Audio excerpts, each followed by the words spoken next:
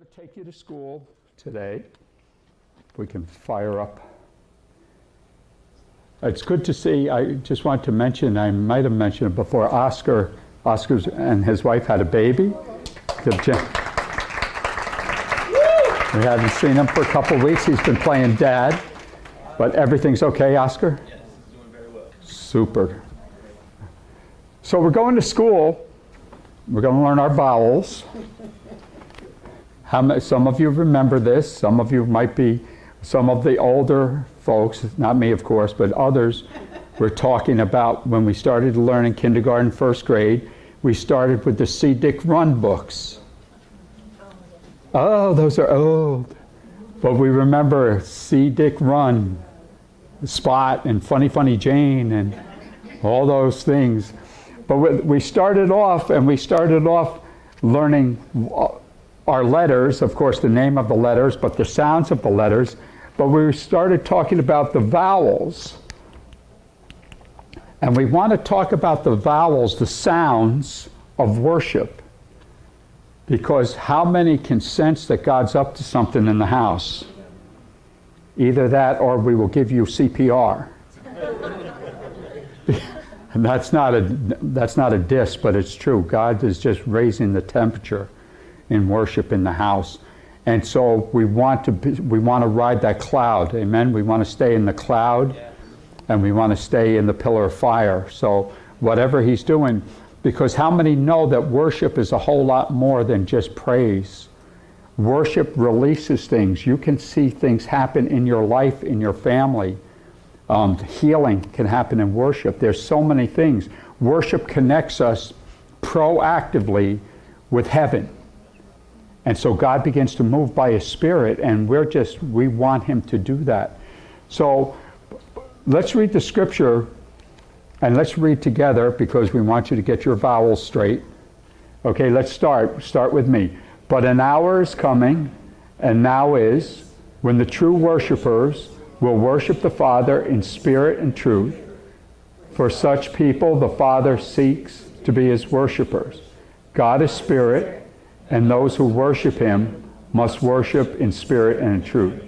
So Lord, we thank You for Your word, which is already anointed.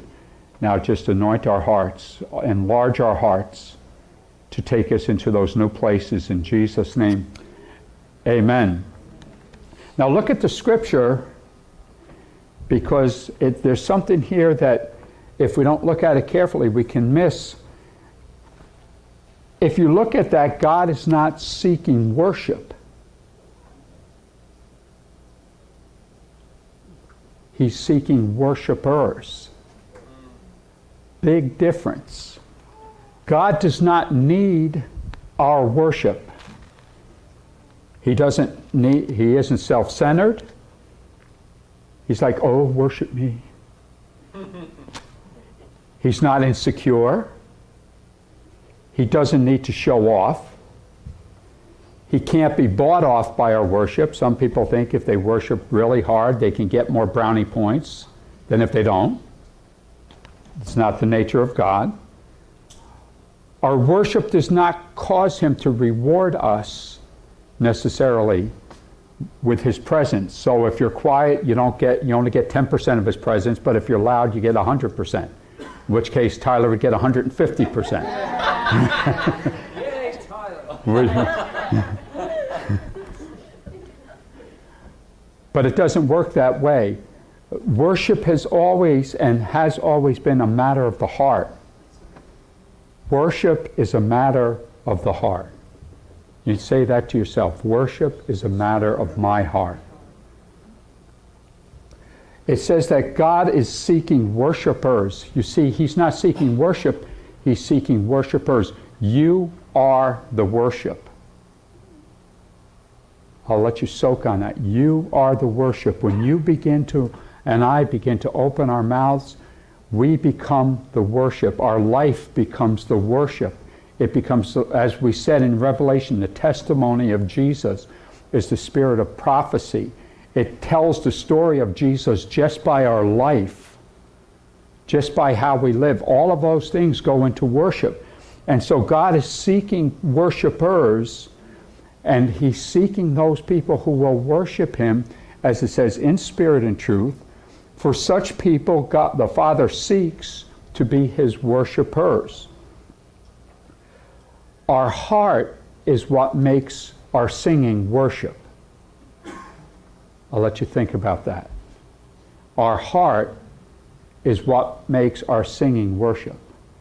Now, a little bit of confession, and I don't know about you, but there have been times that I've been singing the songs, but my heart, what's going on inside, is far away.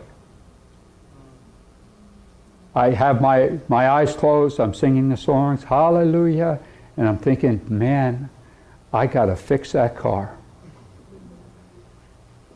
Or, oh boy, I got to get the grass mowed because it's going to, don't look at me like I'm the only one.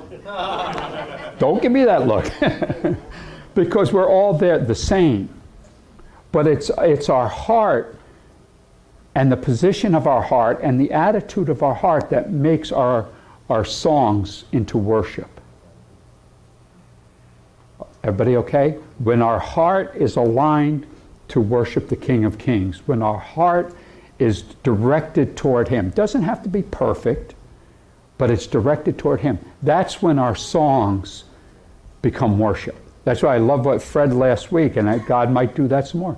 Secular song. He has this secular song ringing in his heart to sing his worship.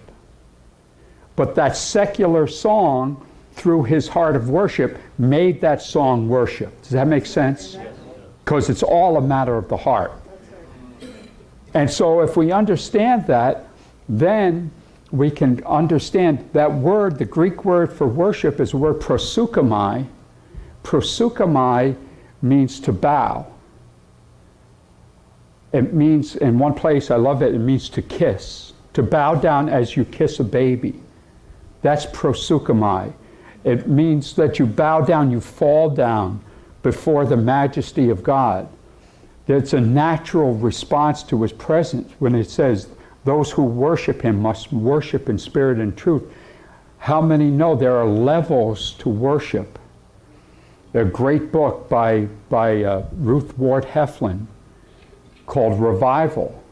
She's got 3 of them, but the first one on revival is just on the difference between the levels, that we come into a place where we begin to praise, and we praise for who he is, but more we praise for his attributes, for his goodness, we give thanks, all of that flows into that. But then you'll feel it, and you'll feel it in the service. We'll go from praise and we'll go into worship. Worship is being just shut in with God. Worship is a different level. Does everybody know what I'm talking about? And we're getting there. Tell somebody we're getting there. The next step after worship is we stand in the glory. We go from praise into worship, and then we go from worship and we stand or we sit or we rest in his glory. When his glory comes, folks, people and things start to happen.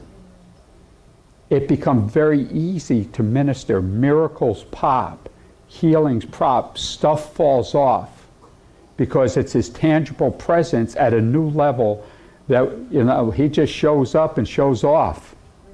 I mean, he just does the stuff. So there's these levels that God is wanting us to go to. Here we go again, folks. So God is seeking us to be worshipers. One of the things to consider is we become what we worship. Let me give you an example. If we worship money, we become greedy.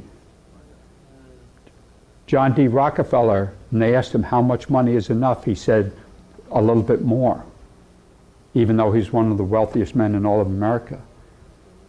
So we worship money, we become greedy. We worship fleshly relationships, we become lustful.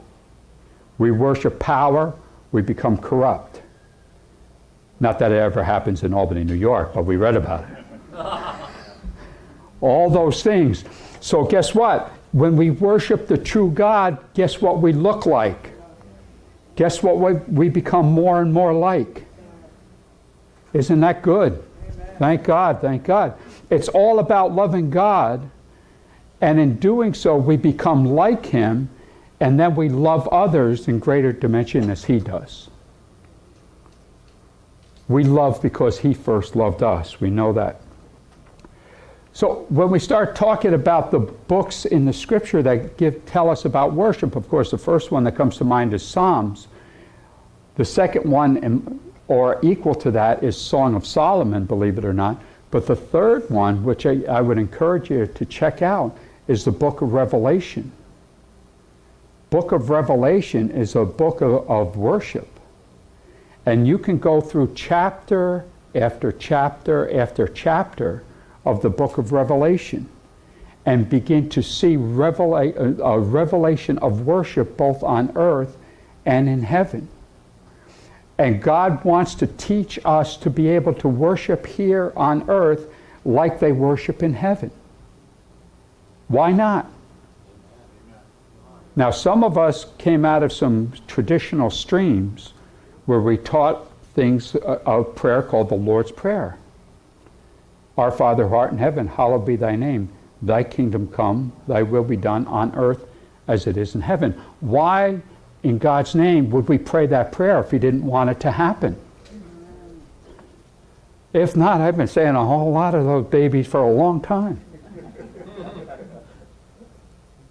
But when we say that prayer, He's instructing us, the Lord Jesus Himself is instructing us to say that prayer because it's possible. Not in its fullness, we know that.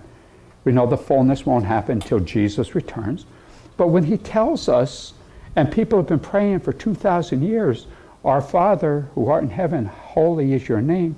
Your kingdom come, your will be done on earth as it is in heaven. You ever think about that? Why in God's name would He ask us to pray that if it was not possible? Yes. You know the first way that door opens is the first part. Our Father who art in heaven, holy is your name. It's the principle of worship.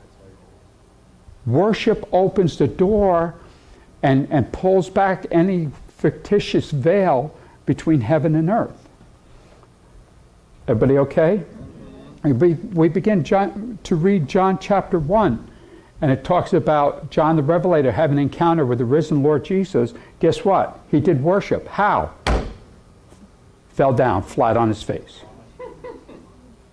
That's pure worship, when you're out because you can't be in the holiness of God. Now this is the same John who spent 3 years every day with Jesus. Different level, different amount of glory. John chapter 2, it begins to talk about some of the churches and their worship, both good and not so good. John chapter 3 talks about Philadelphia and how much Philadelphia had an open door. It also talks about Laodicea, which was not so good. They kind of talked about a little bit of upset stomach with Laodicea. And then on and on. Revelation chapter 4 talks about the worship around the throne of the Father. Revelation chapter 5 talks about the worship around the throne of the Lamb. And on and on and on. Worship is so important to God. And then Revelation 19, I love Revelation 19, we won't read it now, the first 8 verses are called the fourfold hallelujah. And you see this picture in heaven and on earth of the hallelujahs going up from the 4 living creatures, from the 24 elders, from the multitude before the throne. All of that stuff is going on because God evokes worship when His presence comes. Everybody okay? So let's talk about the sounds of worship. How many remember learning some of your vowels? Most of us are a little too old, but some of us do, thank God.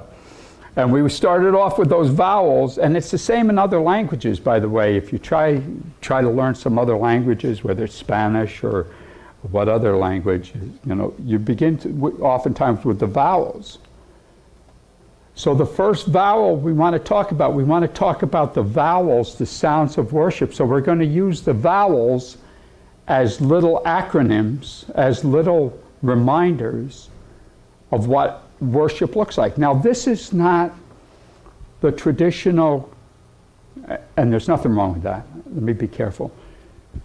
We're not going to put 2 hymns on the board, on the wall, and make that worship, okay? What we're talking about is worship that comes from the heart, that evokes the power and presence of God, okay? Each church chooses to worship their own way. This is for us because God is calling us to a place of abandoned worship. Okay, so the first vowel in our alphabet, boys and girls, is A, which stands for abandoned adoration. We want to worship God in spirit and in truth. The first step, or one of the steps, these can be in any given order, is abandoned adoration. Abandoned, free from restraint. Now, depending on who's involved in that, that could be quiet, it can be loud, and it's not so much an outward restraint as a restraint of the heart. The church that we came out of, it wasn't even cool for men to sing at all. It was just the culture of the church. And so all of a sudden, I'm in this church, this community church, and they're singing and praising God, and now the Spirit of God is touching my heart. And I'm like, yeah, but men don't sing. And I started looking around, and next thing you know, I'm singing, and praising, and then it became really dangerous because I felt like I was supposed to raise my hands. I mean, we didn't even sing, no less raise our hands. So I got over that hurdle. Then, all of a sudden, God's moving one day, and I feel my feet doing I can't do that. We didn't even sing in the church I came out of, no less dance. But God has been helping me. And the restraint was not even on the outward. The restraint was the restraints in my heart. This is what we're talking about with abandon. We're free from restraint in our heart that keeps us from just expressing our love. Ultimately, worship is expressing our love and adoration. Strong feelings of love and admiration. I heard that someplace. But that's what we're talking about. So the first vowel is to have that place of abandoned adoration. In the scripture, the first place the word worship is used is with Abraham has taken Isaac up the mountain to sacrifice him. And that's the first place in scripture they use the word worship, because it was a place for Abraham. Obviously it was a place of abandonment. He had to abandon his love for his son. Now, we know, looking back, that God wouldn't have done that, but at that time, he did not know. So he had to abandon himself to that worship.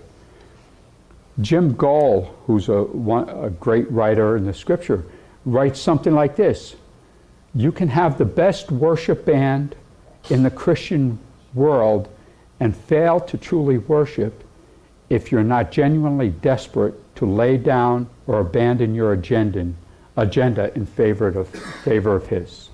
Let me read that again. I didn't do so well. You can have the best worship band in the Christian world and fail to truly worship if you are not genuinely desperate to lay down or abandon your agenda in favor of his. That's why when we Fred and I look at each other, and we look at each other basically trying to communicate, what are you sensing? Are you sensing it's time to transition? Or are you sensing that it's time that we should stay here and let the Spirit of the Lord continue to do what he's doing? Because we want to abandon our agenda for him. Okay, so that's the first. The A is abandoned adoration. We just abandon ourselves, restraint, and we adore him with all of our heart, soul, mind, and strength. The next is E, that God wants us to have in our worship extravagant emotion. Now, in the picture, it's hard to see, but it's the woman who was washing Jesus' feet with her tears, drying them with her hair. It's extravagant emotion. She was not most popular in the town. Scripture says she was a sinner, and yet here she is. She comes into this meeting with all these men, which she wasn't even, other than servants, wasn't even allowed to be there anyway. And she comes in and she begins to wash his feet with her tears and dry them with her hair. In another place, Mary comes in with a box of alabaster perfume, which was worth over a year's wages. And she begins to anoint him. Just extravagant, overabundantly lavished worship. And Jesus said things like this. He said, you know what? You know, she has much to be forgiven for, but she's forgiven because she loves much. The essence of worship is love. So we love God, we love him through our song, we love him through our praise, we love him through the communication of our heart. We lavish that on him. You know, God is a God of emotion, as we said, and I wasn't planning to say that during our worship time. But God created, if we're created in the image and likeness of God, and we're created with emotions, guess what? God's got emotions. There's a scripture, and something to just put in your thinking cap, because there are some scriptures that talk about God actually dancing. God dances. Okay, I'll give you one. I'm glad you asked. See if I can find it. Zephaniah. Everybody can find Zephaniah. That's a Zephaniah chapter 3:17. It says this: the Lord your God in the midst of you is a victorious warrior. He will exalt over you with joy. He will quiet us in his love. He will rejoice over you with shouts of joy. That word rejoice and joy, literally in the Hebrew, means to jump up, turn around, spin, and dance. That's what God does over you and I. He doesn't just like, oh, my child. You know, he sounds like Charlton Heston. And he, oh, my God. No, it says that he's mad cool. That he jumps around, he twirls. It says that in the New Testament as well. When Jesus saw Satan fall like lightning from the sky, it said Jesus rejoiced. That same word in the Greek, jumped up, twirled around like, yoo-hoo! That's our God. That's how much he loves you and me. So when we talk about extravagant emotion, again, he's not asking us to step out of who we are. There are deep worshipers. In fact, there are monks that don't say a word. Oh my God, I'd be in trouble.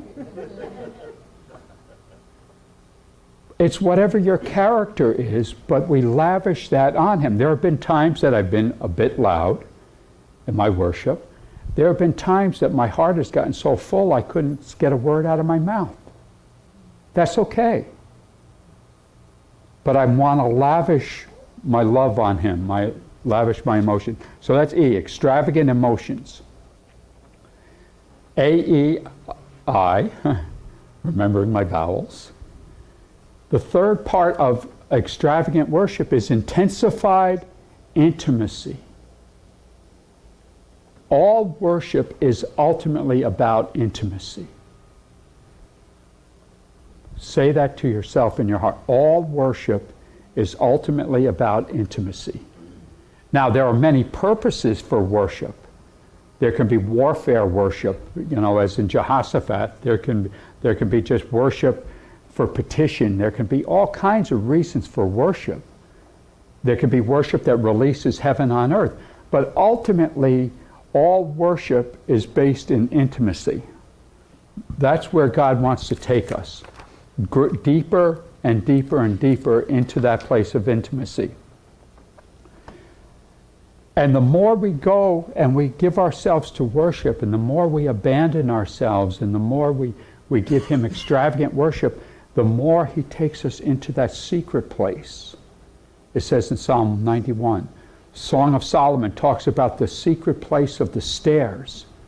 And it's a picture of these winding, narrow stairways where the bridegroom and the bride, they meet on the stairs and they have this intimate time together where they connect.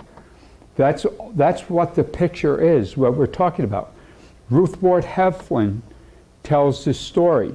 She said one of the brothers at worship, she had to worship for decades in Jerusalem. One of the people in worship, one of the brothers, had a vision of multitudes of people approaching the throne of God for worship. The multitudes were coming to praise him from every nation of the earth. He wondered if there would be room for him at the throne, because he wanted to get closer, but there were so many people. He found himself pressing closer and closer and closer. When he got to the throne, he fell down in worship and adoration. Suddenly he looked up and looked around, and nobody else was there. It was just him and the Lord. We worship individually or together, but we worship for an audience of one. That's where God takes us, into that place of intimacy. You know, it says things in Song of Solomon, you know, things that mess up some of us. It says, kiss me with the kisses of your mouth. You're like, oh, that sounds different. But it's that message of love, that message of anointing. You know, our friend Pat Halloran says he wakes up every morning, that's the first thing he does. Now, Pat was Special Forces. Pat was a very good soldier.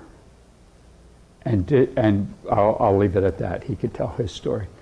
But he wakes up in the morning. Here's this guy, big Viking kind of prophet. He wakes up, you know what he does first thing when he gets out of bed?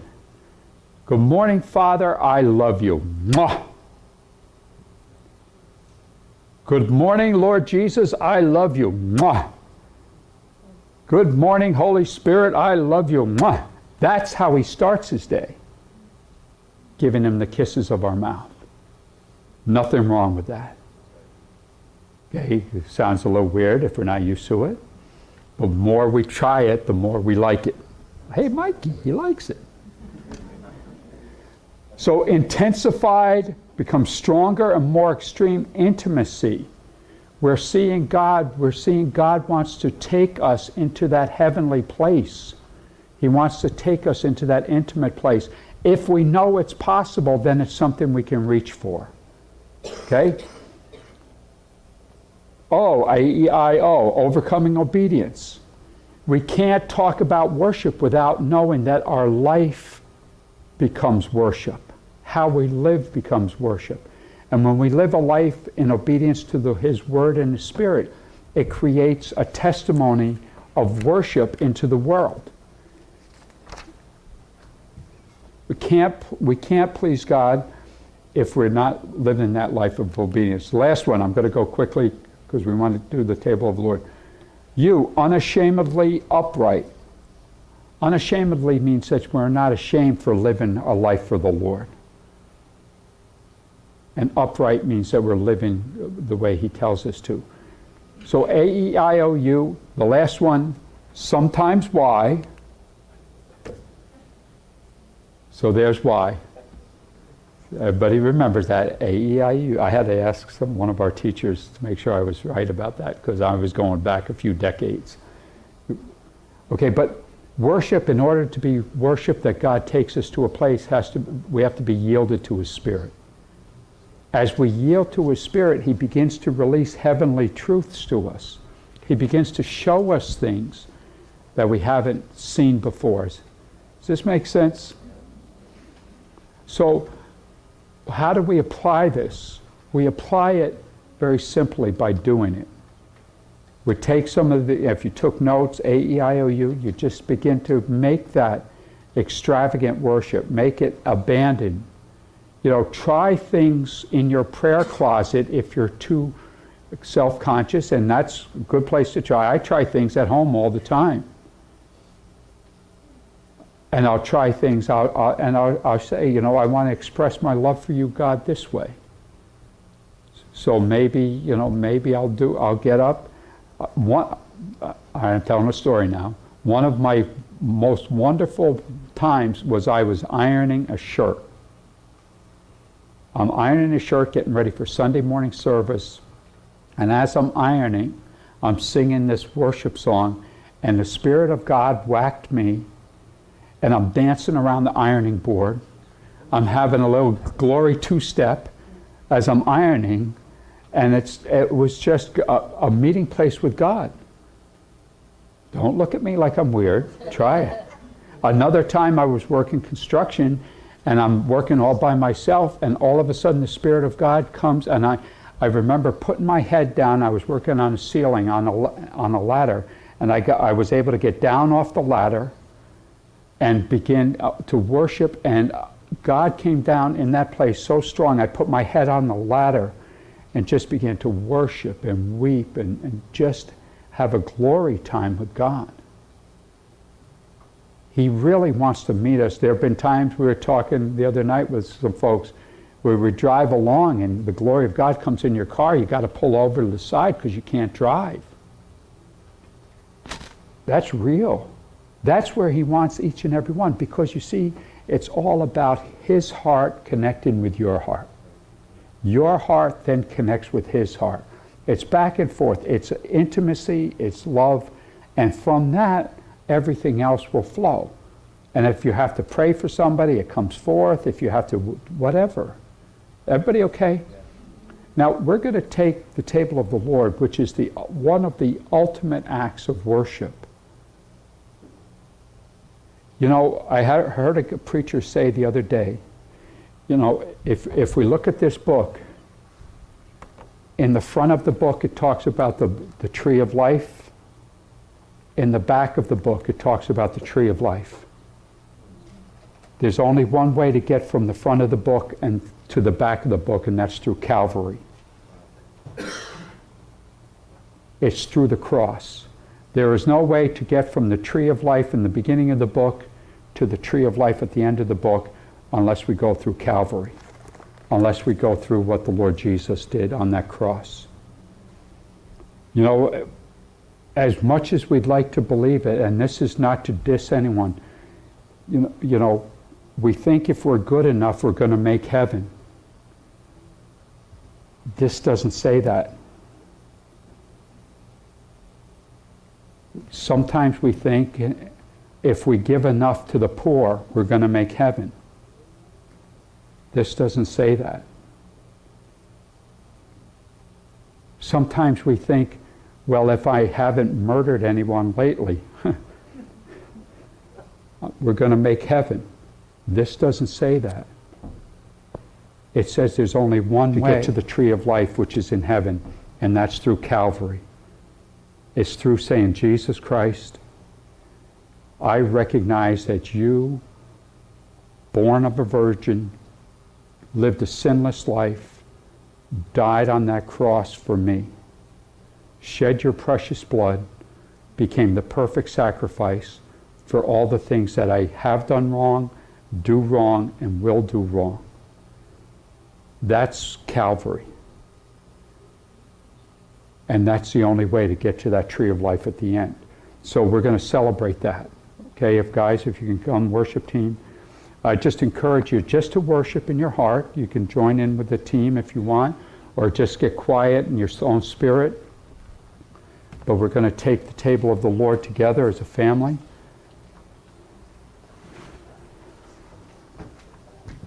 Thank you, Lord. Thank you, Lord. You want to get it? Huh? Yeah.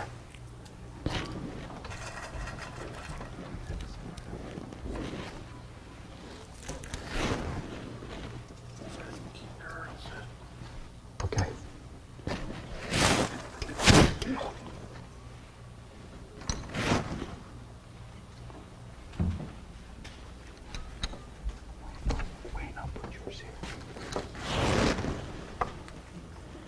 Hallelujah.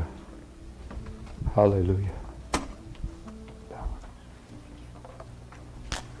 Hallelujah. Hallelujah.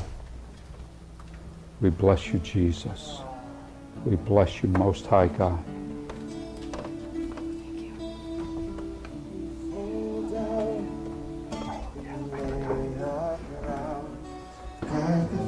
Let's just begin to worship Him. Oh, Jesus. Greatness of His mercy and love at the feet of Jesus. We fall down. We fall down. We lay our crown at the feet of Jesus. Greatness of His mercy and love at the feet of Jesus. We cry, holy, holy, holy. We cry, holy, holy, holy. We cry, holy, holy, holy is the Lamb. Oh, we fall down, we lay our crowns at the feet of Jesus. The greatness of His mercy and love at the feet of Jesus. Holy, holy, holy. We cry, holy, holy, holy. We cry, holy, holy, holy is the Lamb.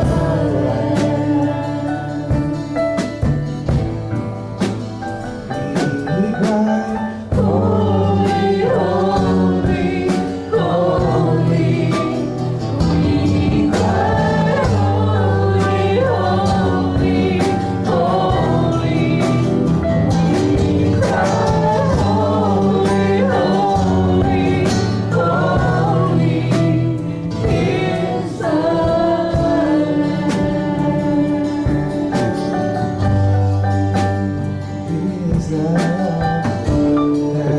Just begin to worship Him in your own way.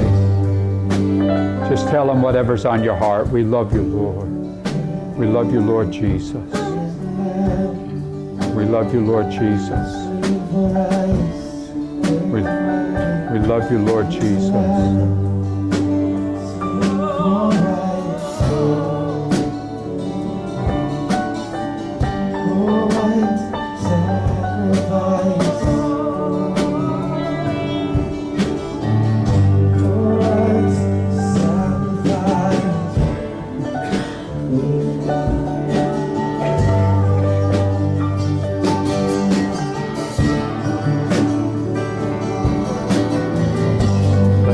Let's stand together. Just kind of bow our heads and the scripture says, knowing that you were not redeemed with perishable things, like gold or silver, from your feudal way of life inherited from your forefathers, but you were redeemed with precious blood, as of a lamb, unblemished and spotless, the blood of Christ. For He was foreknown before the foundation of the world, but has appeared in these last times for the sake of you, who through Him are believers in God, who raised Him, Jesus, from the dead and gave Him glory, so that your faith and mine and hope are in God. Let's just take a moment and contemplate. You and I, we were bought with the price of the blood of Christ. We were bought with the price of His precious body, being scourged and beaten. We were bought with the price of Him taking the crown of thorns, being hit about His face. You and I were bought with the price of the nails driven into His hands, into His feet. You and I were bought with the price of the spear entering His side. Oh, beloved, we were bought with such a precious price. We thank you, Jesus. We thank you, Jesus.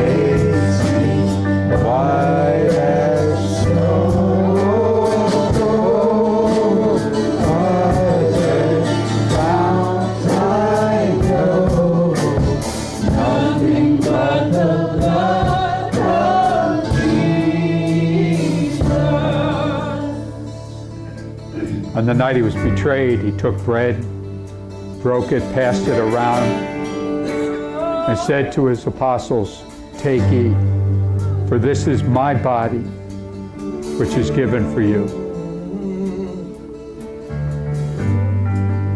Let's just take a moment, thank Him, and then take the bread of God together. We thank you, God. We thank you, God. We thank you, Lord. Thank you, Lord.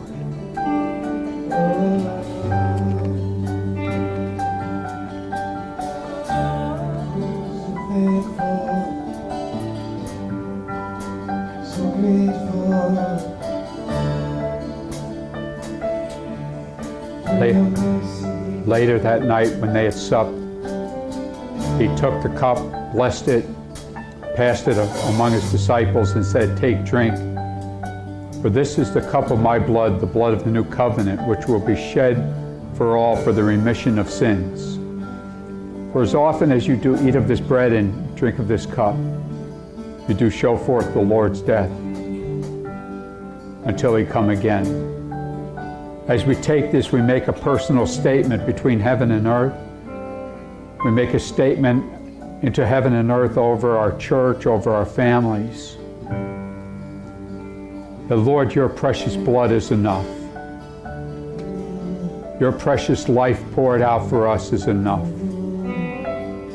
We bless you and extol you for your precious blood, for your life poured out. Let's take it together.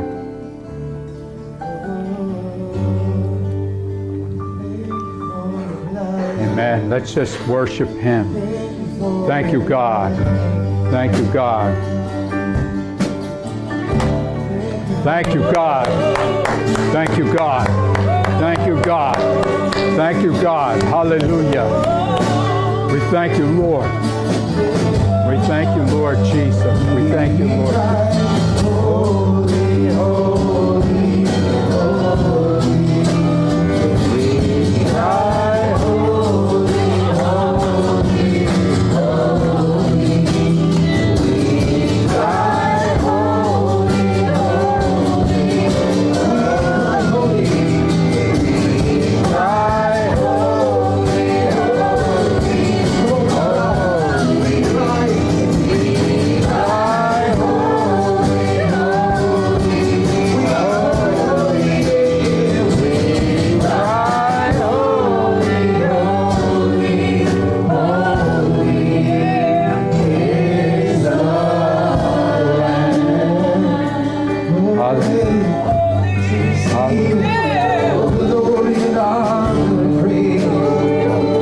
Hallelujah.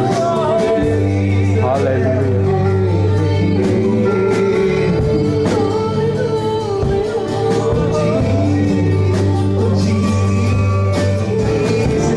Amen. We want you to be dismissed. Be blessed. We're going to continue to worship. If you'd like to stay and soak and linger, if you'd like to fellowship, please go out in the cafe or outside. It's a beautiful day. But Lord, we bless each one here in the name of the Father, Son, and Holy Spirit with every blessing on heaven and earth by your Spirit. Amen. God, make us a family of worshipers. Make us a family of extreme worshipers. We thank you, God, in Jesus' name. Amen. Amen. Amen, folks.